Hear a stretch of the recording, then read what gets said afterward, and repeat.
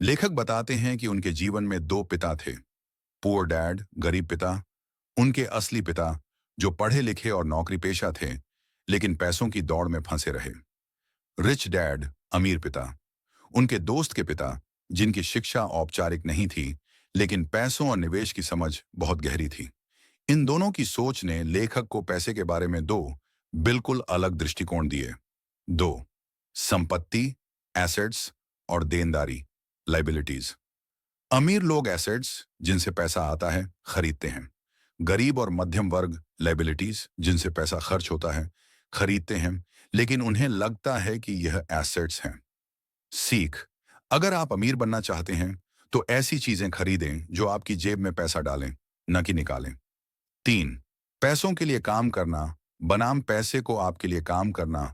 गरीब और मध्यम वर्ग हमेशा पैसों के लिए काम करते हैं। अमीर लोग पैसों को अपने लिए काम करना सिखाते हैं। सीख: अगर आप सिर्फ नौकरी पर निर्भर रहेंगे तो सीमित आय होगी। निवेश और बिजनेस से पैसा आपके लिए काम करेगा।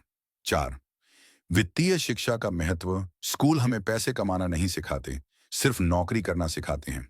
अगर हमें अमीर बनना है तो हमें वित्तीय ज्ञान, फाइनेंशियल एजुकेशन हासिल करना होगा। सीख: पैसे का प्रबंधन, मनी मैनेजमेंट, निवेश, इन्वेस्टमेंट, टैक्स टैक्स और मार्केट की समझ जरूरी है। पांच, डर और लालच। गरीब लोग डर की वजह से सुरक्षित नौकरी चुनते हैं। अमीर लोग डर और लालच पर काबू पाकर अवसर तलाशते हैं। सीख: रिस्क से भागिए मत, उसे समझकर संभालना सीखिए। छह, व्यवसाय और निवेश। नौकरी से आप कभी सचमुच अमीर नहीं बन सकते। बिजनेस और निवेश से ही असली संपत्ति बनती है। सीख: छोटे छोटे निवेश से शुरुआत करें और धीरे धीरे वित्तीय आजादी, फाइनेंशियल फ्रीडम की ओर बढ़ें। निष्कर्ष: रिच डैड पुअर डैड हमें सिखाती है कि अमीर और गरीब बनने की शुरुआत हमारे सोचने के तरीके से होती है। पैसों को समझना और उन्हें सही जगह लगाना ही अमीरी की कुंजी है।